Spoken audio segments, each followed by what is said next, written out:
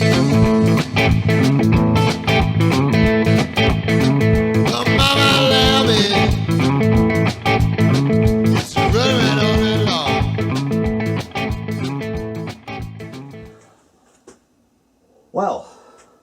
we're back in the shed, briefly. It's 5:45 in the morning and I'm just setting up to try again. And as you may remember, the last time I tried to do this, it didn't work out too well. But, having done a load of work here, I'm hopeful that this will get me a lot further down the line. Now, a couple of things that I picked up last time I tried is that these ring. So I'm going to try and fit some studding through there with lock nuts in and out, just to give it a little bit of support and try and stop any resonance. So what am I doing at the moment? Well, I've set this wheel set up between centres. I'm just tightening up that bolt there, which is a socket head, and on the other side I have a lock nut, and all I'm doing is I'm going to be tightening that lock nut down against the front flange of the wheel to hold it in place. Stop it wriggling around, vibrating, coming loose, or actually just damaging the wheel. So that's nice and tight. That's the drive plate, and I made this little piece that goes on there which will hold it in place. So it's set up between centres, and I'm going to set both of the angles. The taper turning attachment is set at 3 degrees, which is the cone angle for the tread itself, and the angle for the flange is 20 degrees. Now, I did have the pleasure of working on a wheel turning lathe a few times. On that one you just press the P2 button on the CNC control and it then measures it all and does it itself. This is a bit more analog, and I need to set this one round to 20 degrees.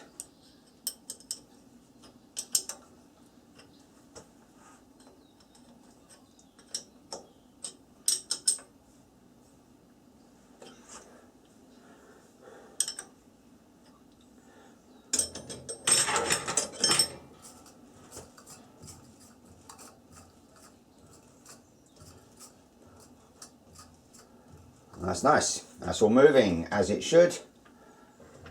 At the moment the taper turning attachment isn't attached, and that's just sitting loose at the back here.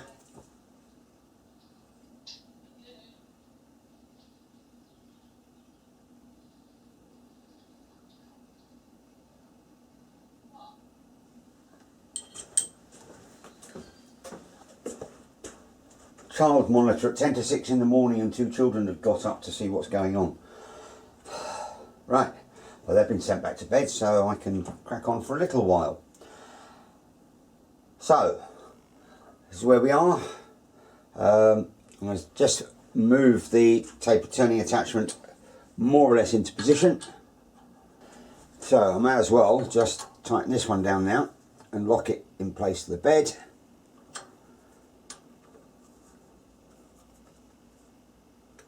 That's the taper turning attachment set.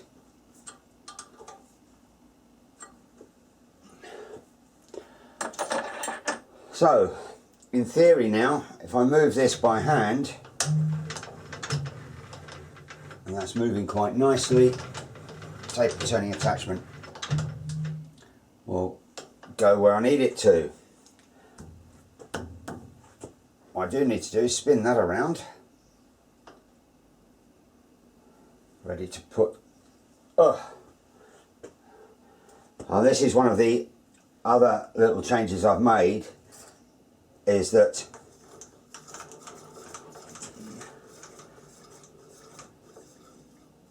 I can now take the cross slide right the way back with the top slide set around, whereas before I would have hit the bottom of the casting there. That's interesting. Let's have a quick look. Quick measure. There's 0, the top slide.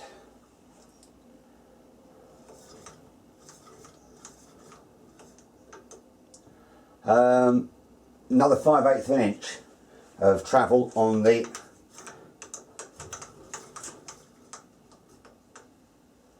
actually no, I've just got 1.04 extra travel on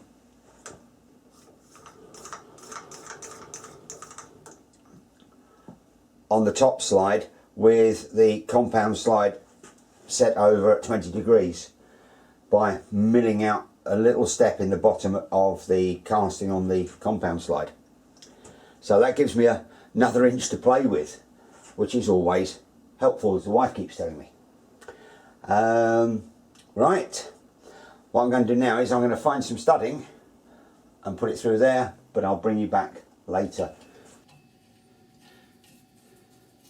So all I'm doing on this is I'm literally tabbing these up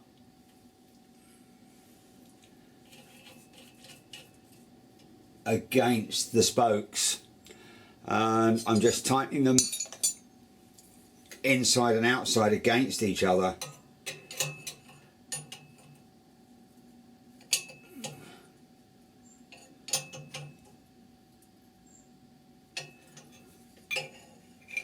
That's not moving. That can go out against that, and then I'll just put the other nut on the outside, and that will then give me a pressure from both sides to hold it tight, and that should help prevent any ringing and vibration, I hope, because otherwise it does tend to vibrate quite a lot, because you've got a lot of effectively unsupported rim there. Right, I'm going to find another 12mm nut, stick that on that end, tighten it up, and then that is the setup done. I've got the taper turning attachment adjusted in place, and that's adjusting there. Oh, one little thing, one small change.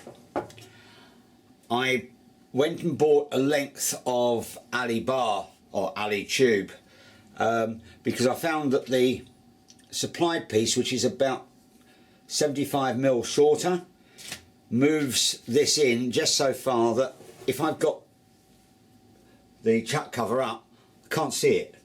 So I've moved it out a couple of inches just to make it a lot more visible. It's a 5-minute job and £5 piece of alley, and that's improved it a great deal. I now don't have to worry about when I've got the chuck guard up, can I actually see my digital readout. Right, so that's getting there on that. I'm almost ready to actually start having another go at turning the cones on the ends of the wheels.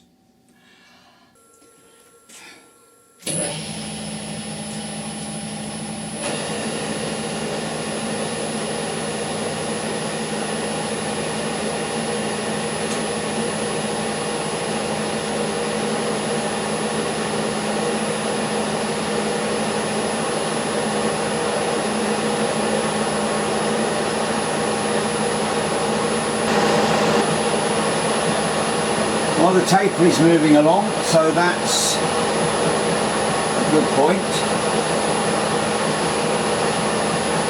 See, wherever this stops, it should just stop.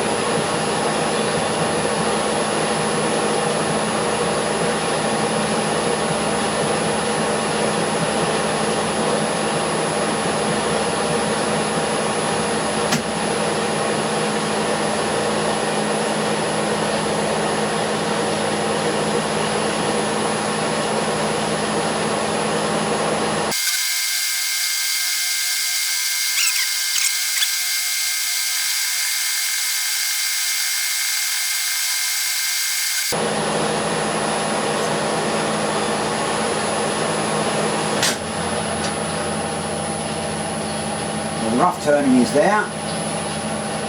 I'm not getting any chatter doing that. So that's good. So let's take another 10th out and see what happens here.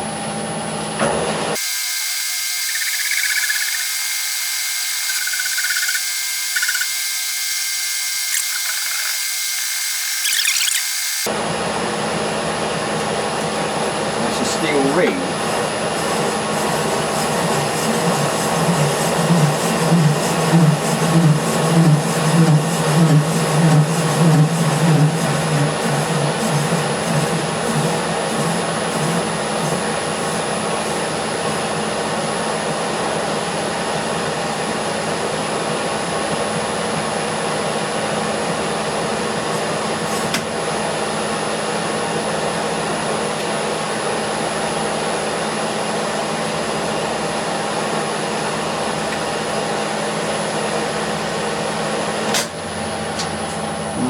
I think I'm going to go down a speed. That's giving me quite a lot of chatter on there. I can't go at a really sharp point on the tool because I need a radius in the corner. Now let's see what I've done with my cutting compound.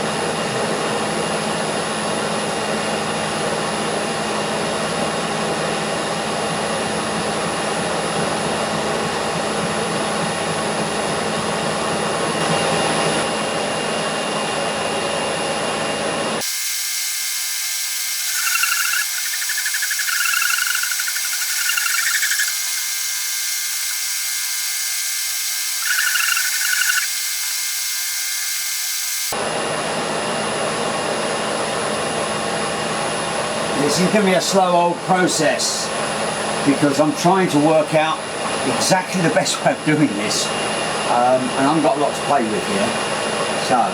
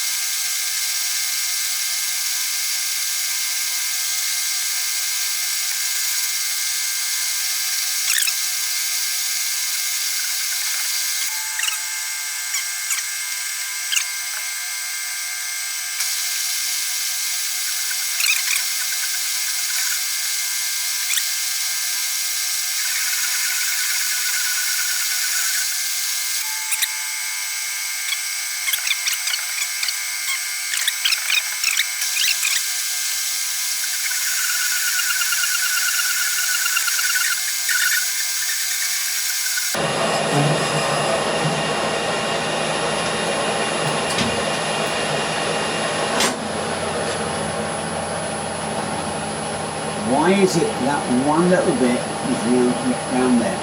Okay, let's just take that speed right the way down to 30.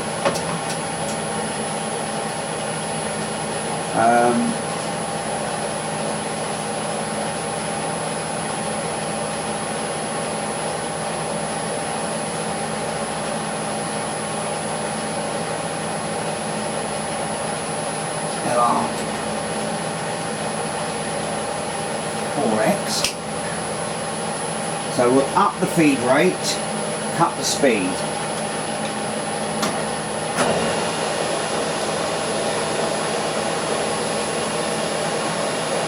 So this is at 30 RPM. I know, painful, isn't it? And I'm going to put a 5 thou cut on.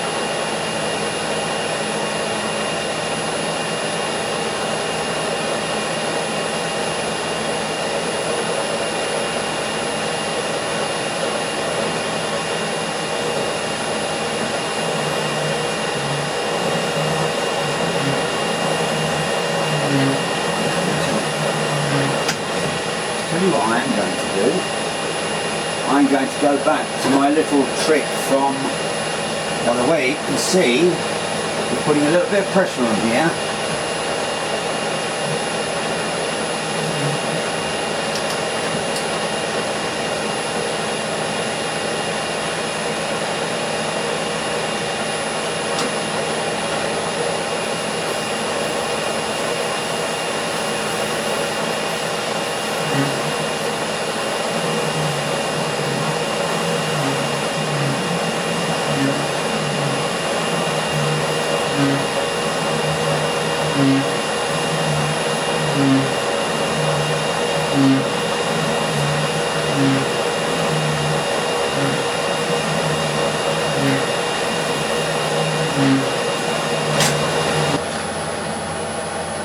Right, I'm going to have to think about this.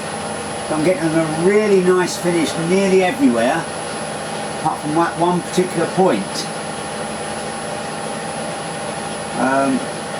And these flanges are now going to be far too high, so I'm going to need to adjust those down, because they need to be 5/32, and that's a lot more than that.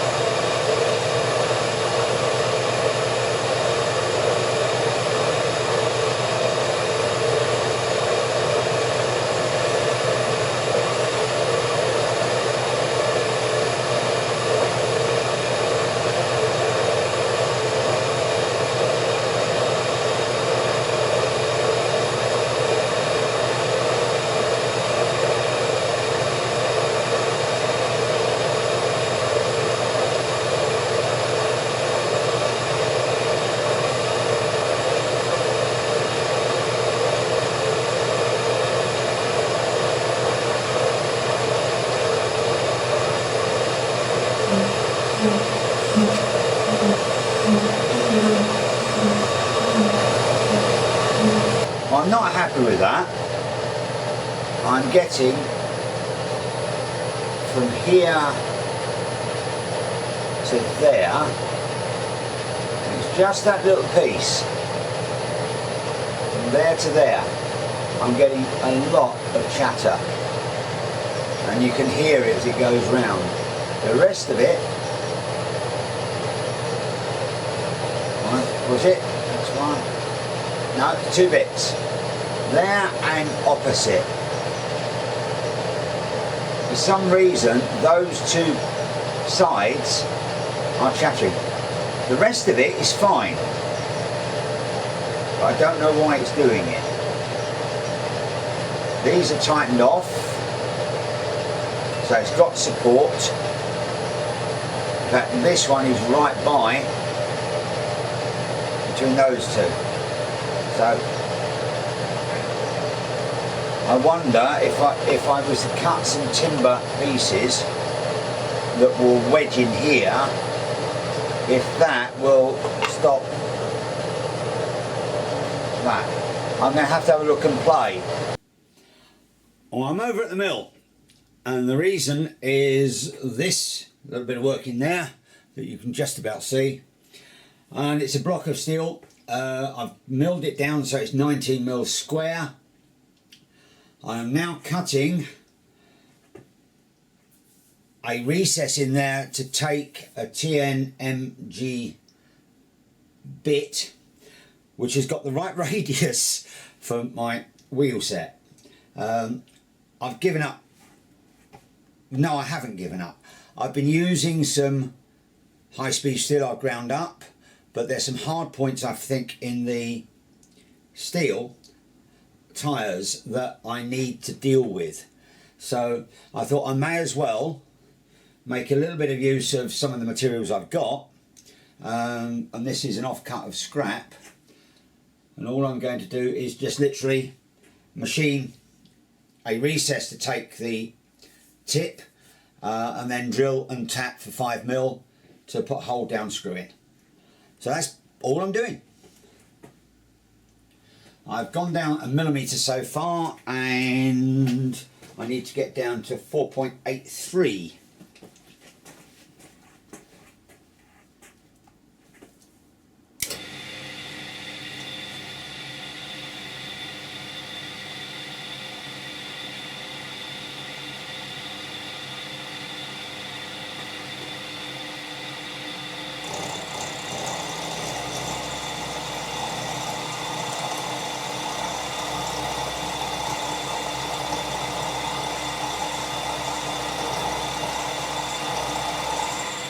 That down there should help keep the muck off of me.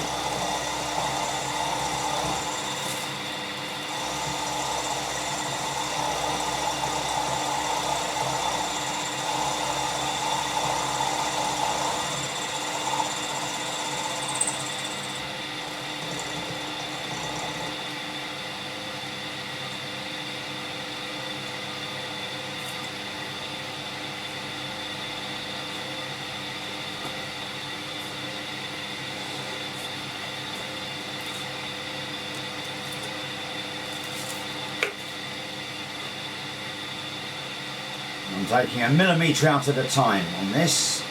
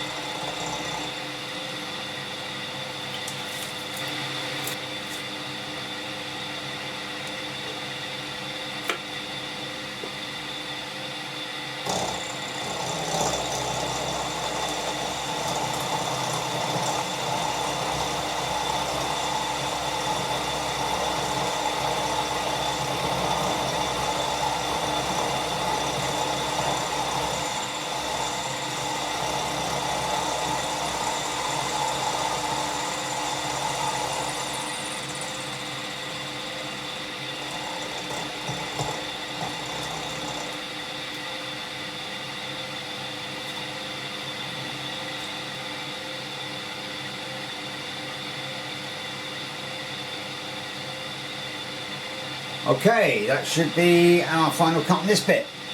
And then all I'll do is I'll spin the vise around to cut across, and then I'll just work my way down and nibble everything out. Let's put a bit of lube in there.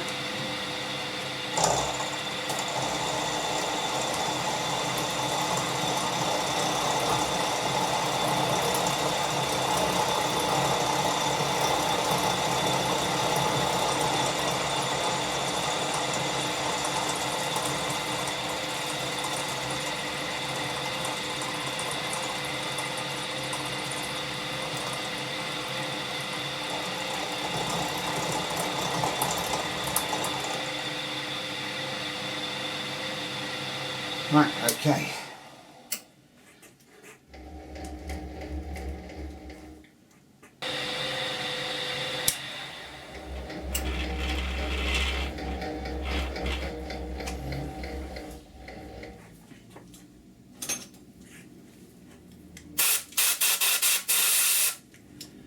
Right, let's go and find a 5mm tap and tap through.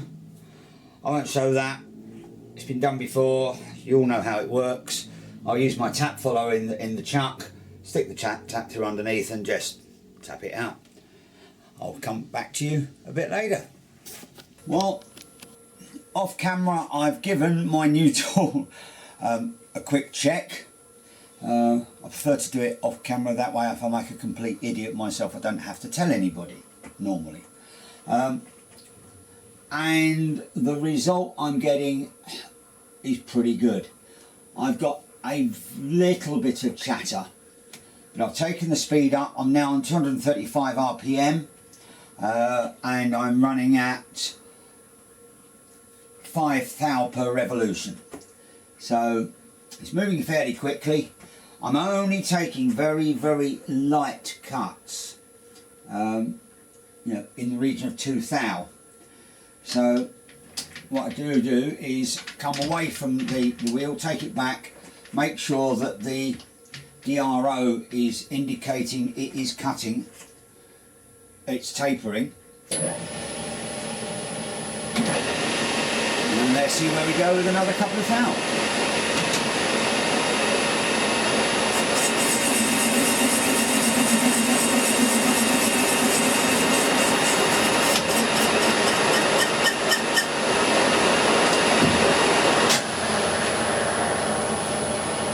One of the advantages of the delay, if you like, in the taper turning, actually taking up the taper, and it's about ½ inch.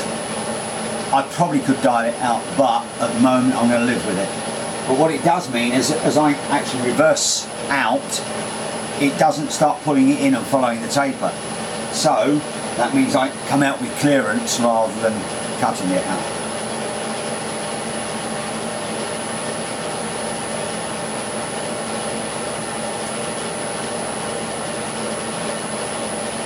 So I think one more cut there.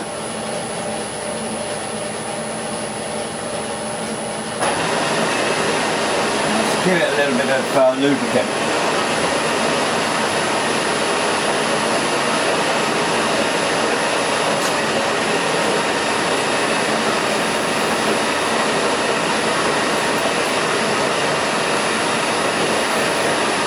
And this wheel is not running square true, so I'm going to need to do a bit of tidying up on it.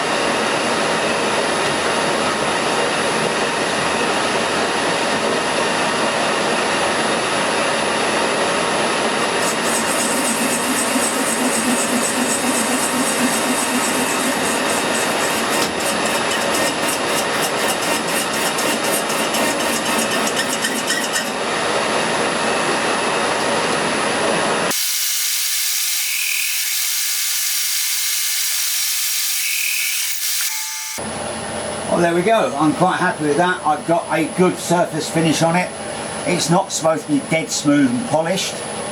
I was quite shocked when I saw the surface finish on the full size wheel sets as they came off the lathe. Yeah, it's not supposed to be a polished surface. It needs to get some grip. So I'm quite happy with that. 5 thou per rev. You can just about feel the grooves on that. So I'm going to do a little bit of playing around now. I'm going to see if I can get this front face running true and then see what I can do about the back face. I'll be back in a little while.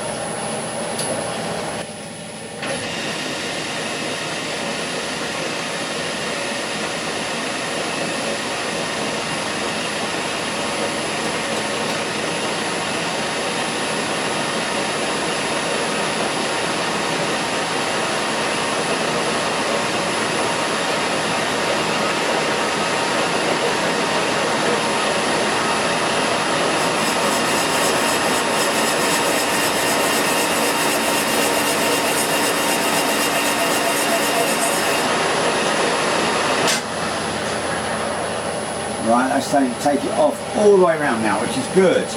So I want to drop this down a bit so to get me 2,000 per revolution infield.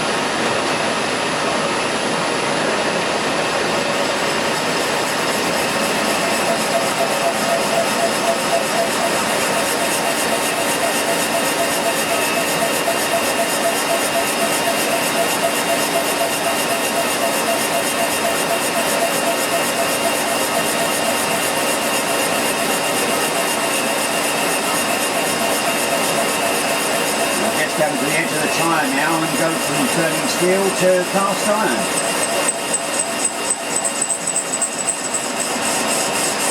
That's now into the cast iron.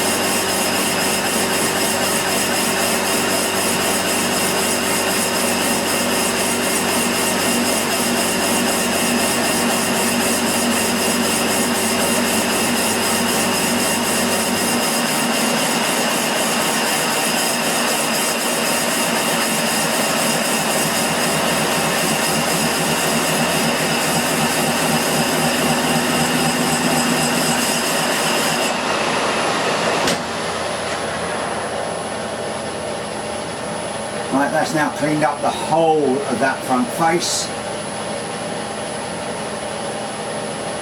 I need to go over that with some files just around those edges off. Right, well, I'm reasonably happy with that. That's looking quite good now. I need to come across here. This isn't taken right down to size. I'm going to check on the other ones what the smallest OD is, and then I'll work out an OD I can turn them all down to. They do seem to be coming in, and the OD is 7.093.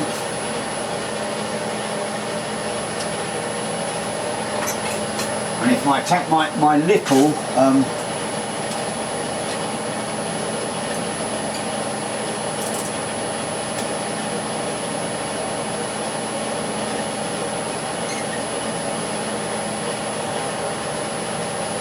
at 7.175, 7.175.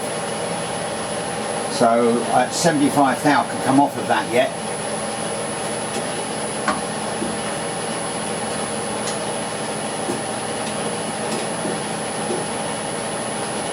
This one is quite a lot smaller.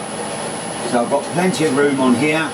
And I've got to take these flanges down as well, because they are well oversized. They're 7.5 inches and they've got to be 7.406. So basically 94,000 come off of those. So plenty to do. Now I've got that front edge cleaned up, so I can ignore that and I can get back on to just turning the treads. Well, we're back here. I'll just explain where I am at the moment, apart from in the shed. I've got a wheel set up. This is the second one I've started on, and I've been struggling to get the right sort of feed and speed and tool and everything else. But I also made a big mistake, which is why I've got this wheel set in here, not the other ones, because I've got to do some work on those because I've shifted on the axles. And the reason was I forgot. And my plan was, and the first time I started doing it, I was doing it this way, is I'm using the taper turning attachment and the stop. So the taper turning attachment will taper it out at 3 degrees, and then it will come to a stop at the shoulder. And obviously as you go further in, the shoulder moves in. So all the feed, the cut, was being put on via the compound slide, which is set over at 20 degrees. I forgot. And I put the cut on using the cross slide, which meant that it lost the 20-degree angle and drove forward a lot rather further than I wanted to, and took a big bite, and it's twisted the whole thing on the axle. So I've got to reset that, press it off again, press it back on, make sure the keyway is all right, and everything else. So I've got another set on here, and this is now almost down to size. The issue is in the corner there. So what I'm going to do is I'm going to do the last, I've got to take 31 thou off there. So I've set up a dial indicator, which will, and it's a square, it's square to the tool post, so it will give me the true in feed, despite the fact this is in at 20 degrees. So I'll take, well, I've got to take 15 thou off, so I'll take 3 5 thou cuts, and then I'll come back out and move it across, and start playing with feeding in at an angle to take the last corner out, and make sure that's rounded off, and see what I can do with speeds and feeds to, well, be almost no feed, but with the speeds to get a decent finish in the corner there. So that's where it's going at the moment. And then once I've done that, I need to go, and I've set up 3 tools. I've got this one, which has just got a DNMG tip in it, and that is doing the front face of the wheel and tyre. And I've set up this one, which will do the inside of the flange. So yeah, oh, and I keep getting interrupted by phone calls. So yes, let's have a look, see what we're doing. Some brain fuel first.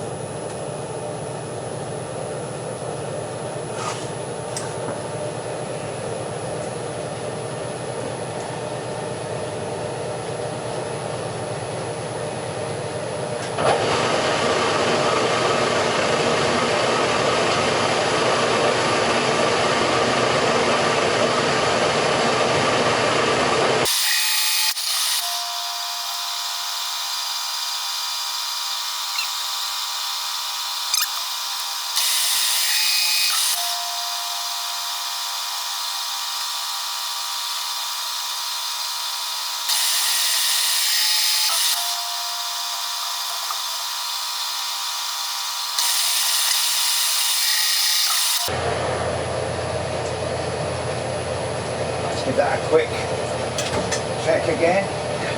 It's nice to be using a small micrometer for a change.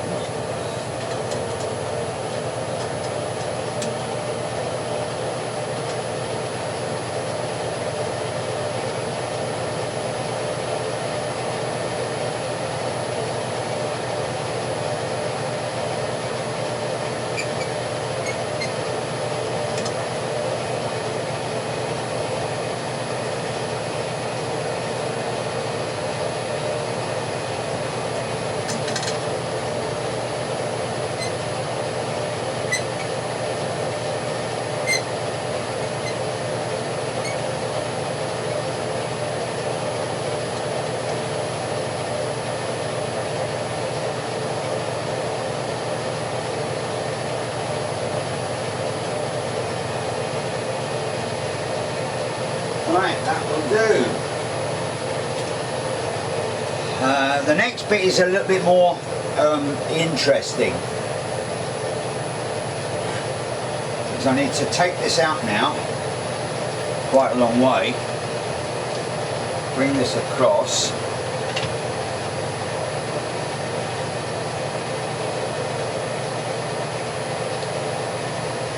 and then start trying to play with the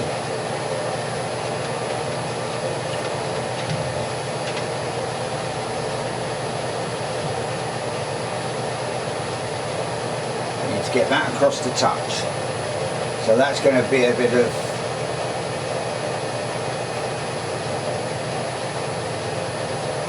fitting in with the top slide and the cross slide.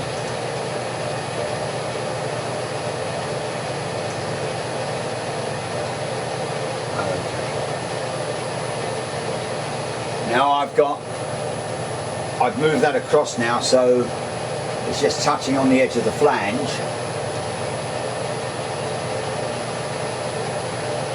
Fine.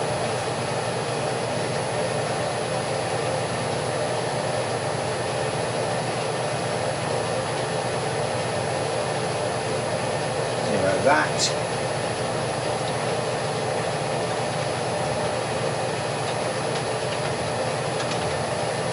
I can now play a little bit with this.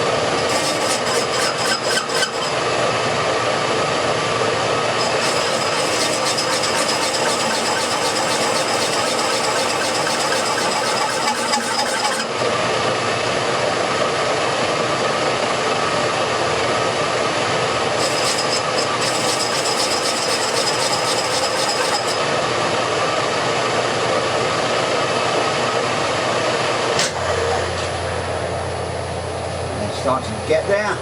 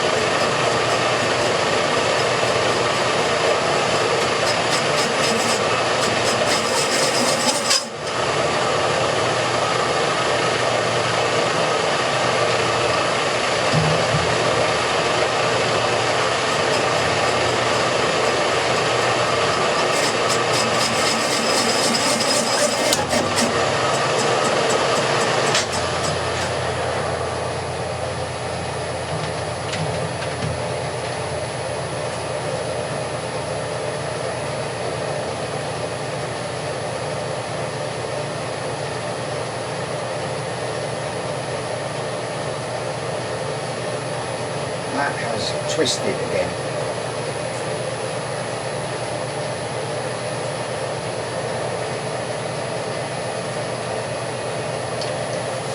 I'm going to have a good look at this. This is doing some silly things at the moment. Right, let's take it off and do some investigation as to why that seems to have shifted on the axle.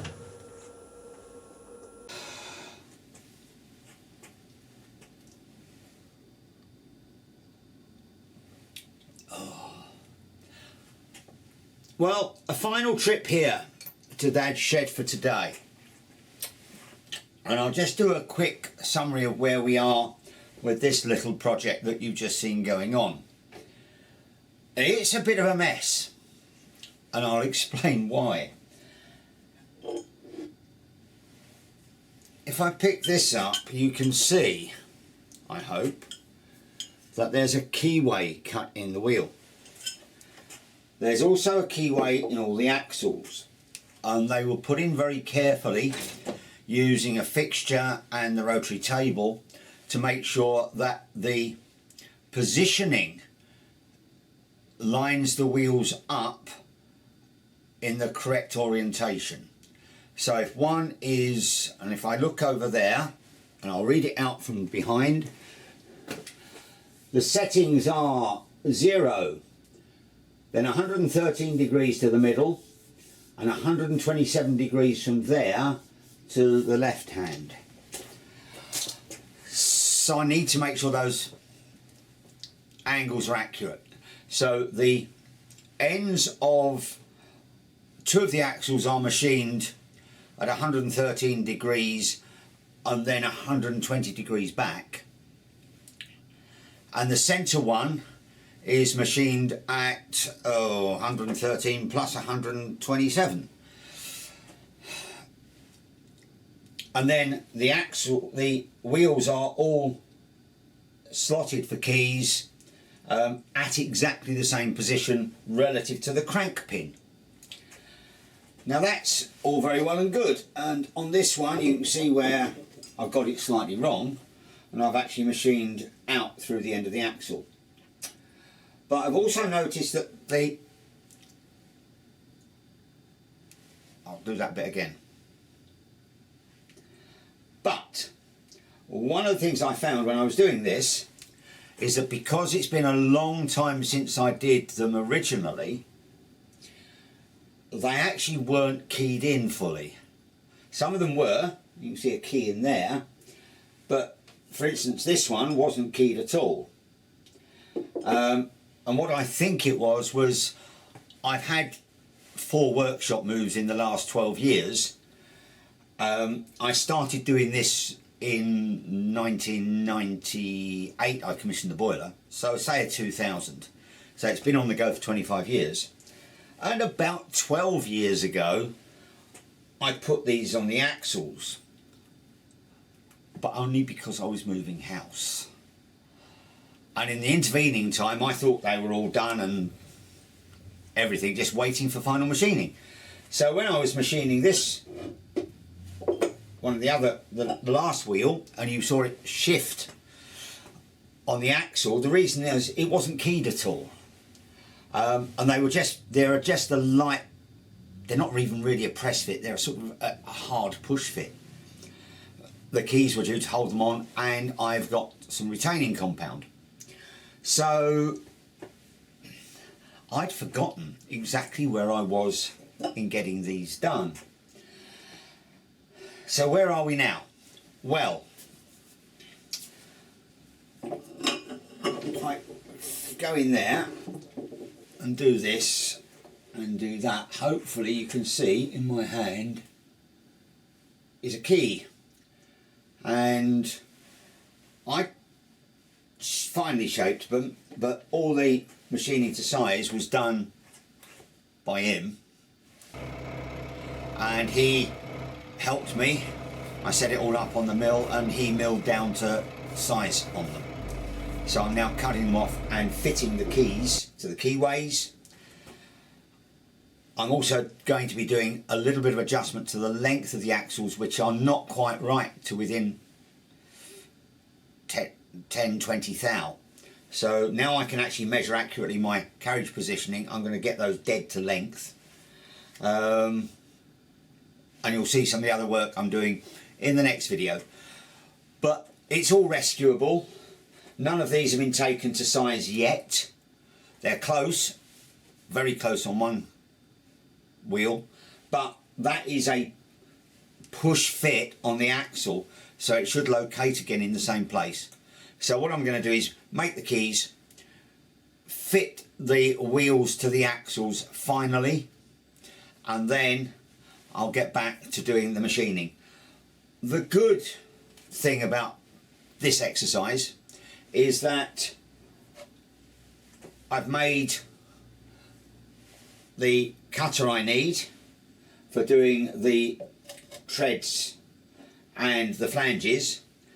I've got a cutter that will go straight in and enable me to do the inside faces of the wheels, and I've got a cutter that will do the outside faces of the wheels, and it's in the lathe at the moment. So I've now got 3 tools that will go in without any changes in the setup of the lathe and enable me to do the 3 operations that I need to do. So that's good. I've confirmed that the taper turning attachment will do its job. I've learned the speeds and feeds I need to turn these, which were not what I thought they were going to be. They're actually a lot higher. Still got a bit of a ringing problem, but I think I can tune that out. And the wheel I have done here, actually the finish is good. So if I can get that on all the others, I'll be quite happy. The other thing I've done, and I've shown it in the little short video I put, is I've made a puller to pull these off of the axles, and then I can press them back on again. And I'm going to do all the axles. I'm not going to mess around. I'm going to make sure the keys are correct, and not just in there sort of holding them roughly in position. So I hope you found that interesting. It was a mess, but because I've forgotten over 12 years where I'd actually got to. So if I give anyone advice, make notes. I didn't, or if I did, I've lost them in moves. Don't move house. That helps a great deal. But fine, I'm getting on with these. All I'm going to do is get those wheels profiled and all the wheels profiled. Now I know that I've got everything working, so I can cut all the wheels down to final size. That means these, the bogie and the trailing truck, and then I can look to get the bottom end of the loco finished, because I can't do valve gear or anything else until I've got the wheels in. So I'll see you in the next trip to Dad's shed, hopefully a little more successful. Bye for now.